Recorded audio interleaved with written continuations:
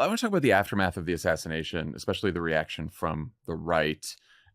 We are recording this a week after the assassination. What do you make of the rage and declarations of war coming from MAGA influencers and media figures and politicians as well on the right, compared to other moments like Butler or 2020?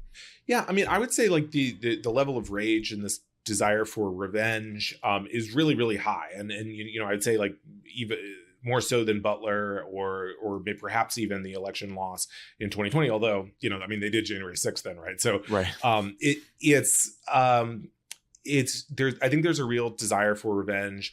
I'm seeing people say there's a lot of kind of distractions going on. I think the right is a little unclear about which direction it wants to go in.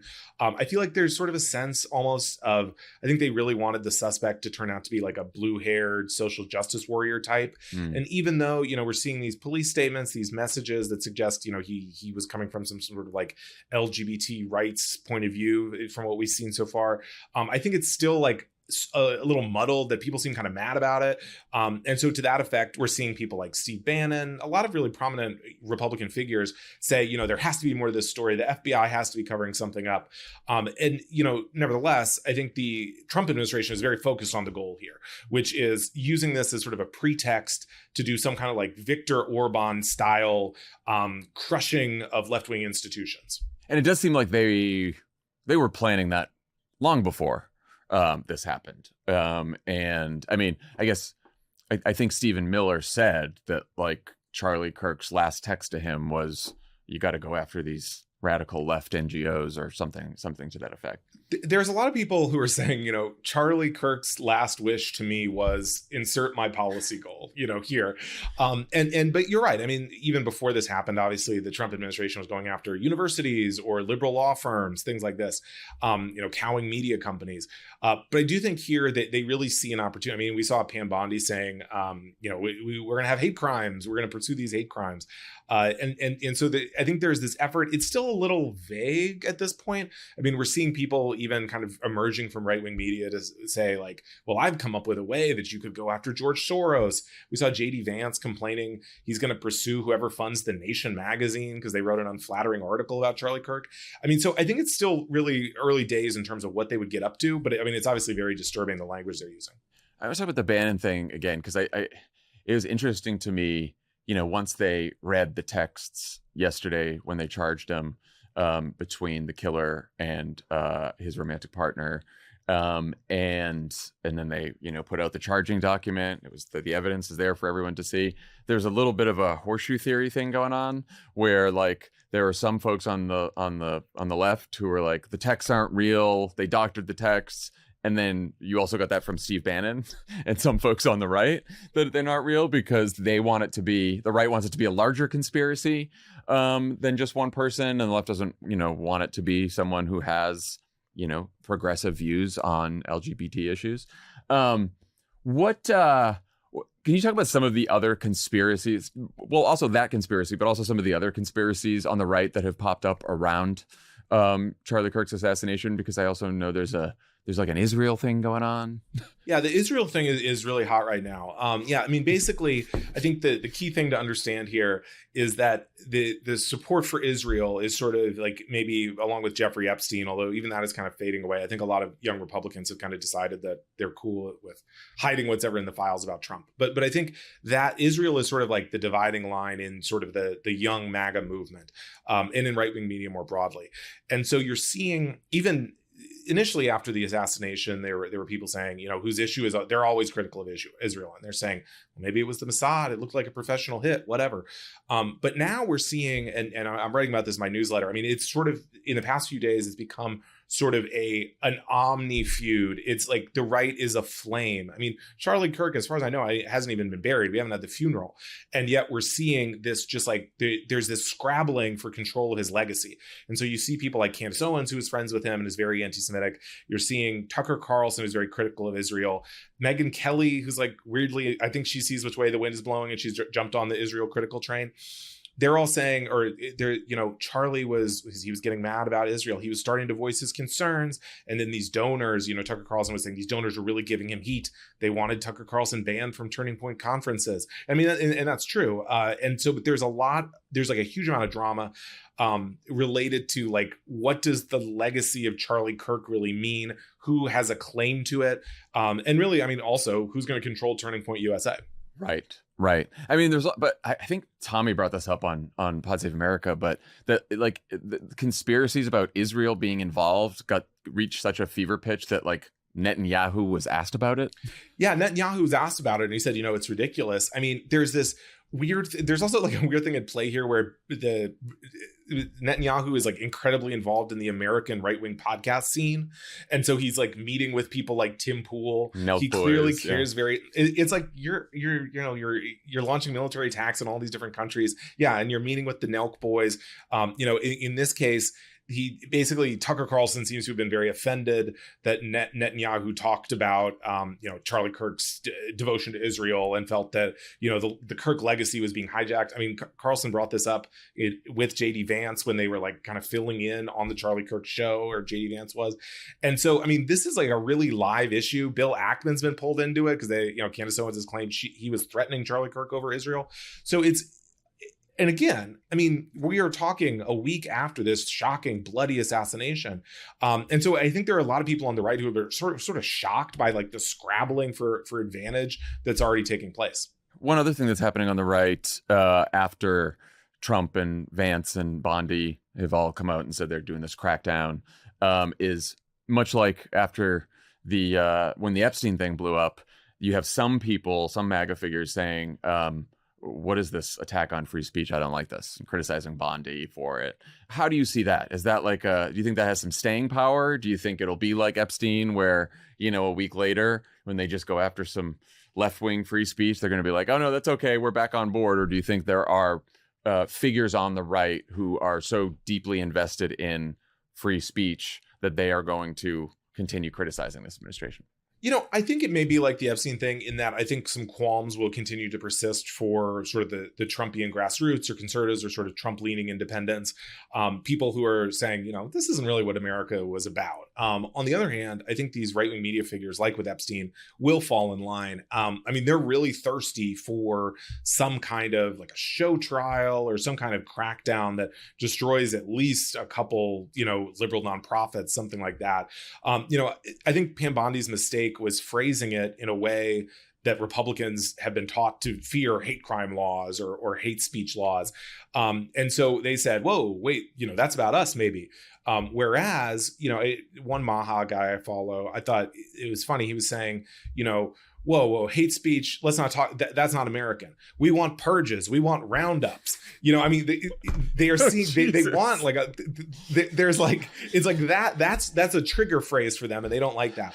They want things like, I mean, we saw Laura Loomer say, Trump said he wants to be dictator. And I think, that might be a good idea. I mean, there's a sense that they have a lot of political capital, but there's a bit of a disagreement about how to use it. When Vance was hosting Charlie Kirk's podcast, he said, quote, "It's a statistical fact that most of the lunatics in American politics today are proud members of the far left." You're an expert in extremism. Does it seem like a statistical fact?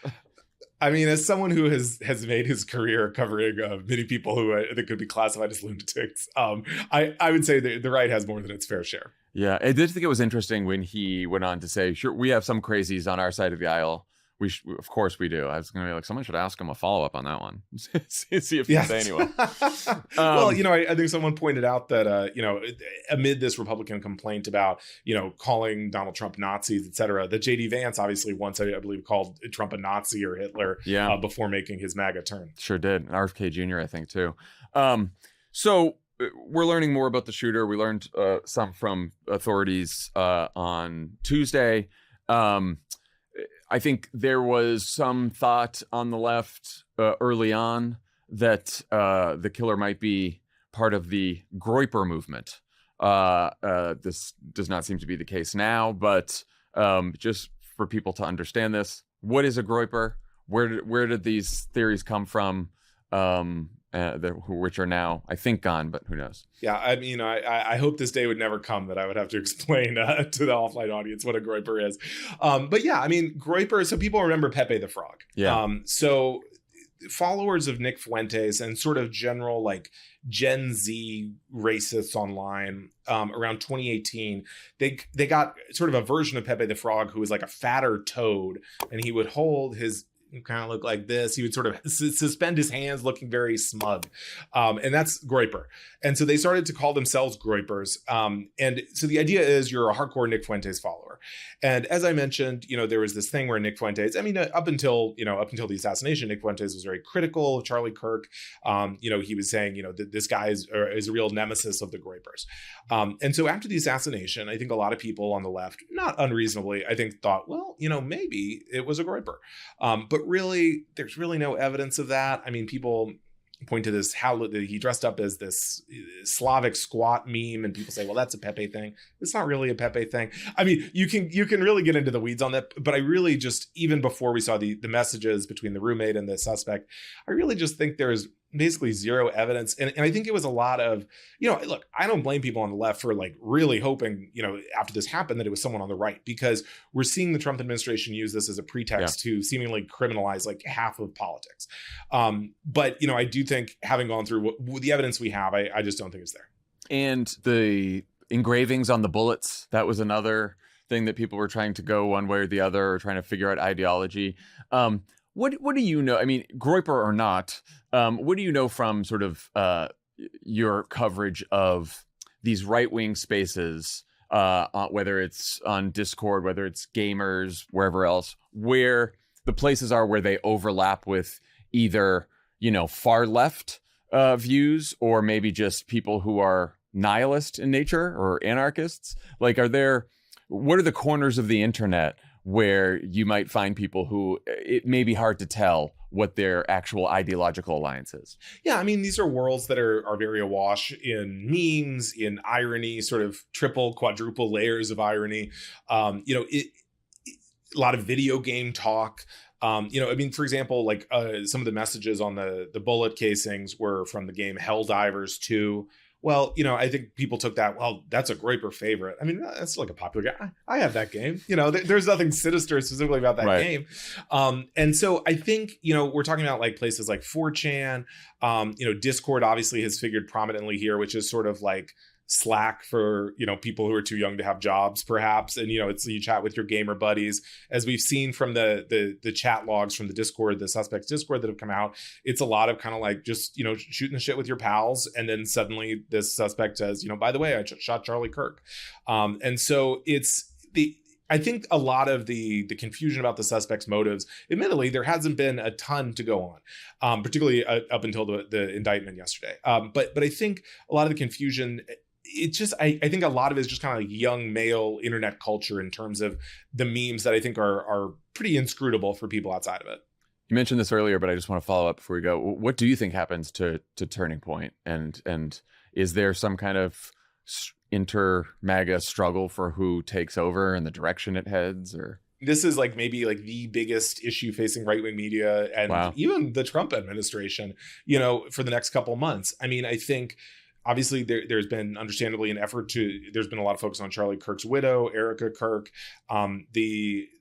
There's no like clear successor. I mean, there are people who sort of came up under him, like Benny Johnson, Candace Owens, although she's not coming back, but she's almost, as I said, she's kind of doing her own parallel claim to his legacy. But I think ultimately, I mean, we're talking about millions of dollars, tons of young activists. And I think a lot is going to shake out. I'm hearing grumblings about this big stadium memorial service, who's getting speaking engagements, whatever. But I think, to be frank, I think there's a possibility that this organization is kind of adrift. And, perhaps some donors are going to step up and assert it. But a lot of that, it's like, you can have a lot of money, but, are you going to bring that Charlie Kirk audience? Are you going to have that credibility? And the last thing I would add here is like, it's very closely watched who is getting close to turning point in the aftermath here. For example, Mm. Ben Shapiro broadcast from Charlie Kirk's studio earlier this week with kind of the Daily Wire gang. And obviously he's very pro-Israel. And so this has been taken as a sign of, oh no, Israel's taking over, Turning Point USA. We saw Marjorie Taylor Greene, insane. She says, this is a Christian organization. We can't allow another religion to take it over. I mean, there's a lot of, I'm going on here, but like there's a lot of religion stuff at play here too, specifically because Charlie Kirk was a Protestant. And so you have Candace Owens really randomly basically saying not only was he about to become critical of Israel, but he was also really close to converting to Catholicism. And so, there's this Jewish aspect as well. And so there's just like a lot of tension and kind of back and forth about what it meant to be Charlie Kirk and what he would have wanted. Yeah, I mean, look, I put this the right way. Obviously, a lot of the people in that movement who knew Charlie Kirk and were close to him are devastated by this. It also seems like it's only been a week, and this assassination is being seen by many people on the right and within the MAGA movement as a way to, like you said, stake their claim to his legacy or do something that they had wanted to do previously, or make a point and an argument they were trying to make previously.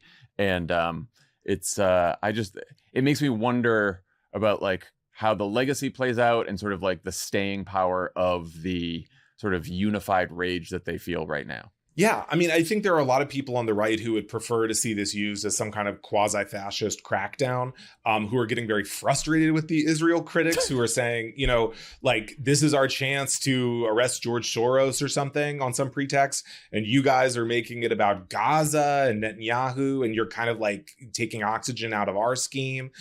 This is, and people are saying this like quite explicitly. They're like, this is our chance to crush the left. What are you doing? Ultimately, I think this can seem a little kind of factional and like, why are we so focused on these internecine fights? But this is a lot of this is the Trump administration. A lot of this is sort of the future of politics here. And so I think you have these big personalities bumping up against each other in this like incredibly emotionally charged moment. You were just watching a portion of my interview with Will Sommer. You can watch the full interview over at the Offline YouTube channel. Go subscribe to that if you haven't already. And please subscribe to the Pod Save America YouTube channel if you haven't already. Pretty easy. Just hit the subscribe button. It's free, and it helps elevate the content that we put out for all you wonderful people. So thank you.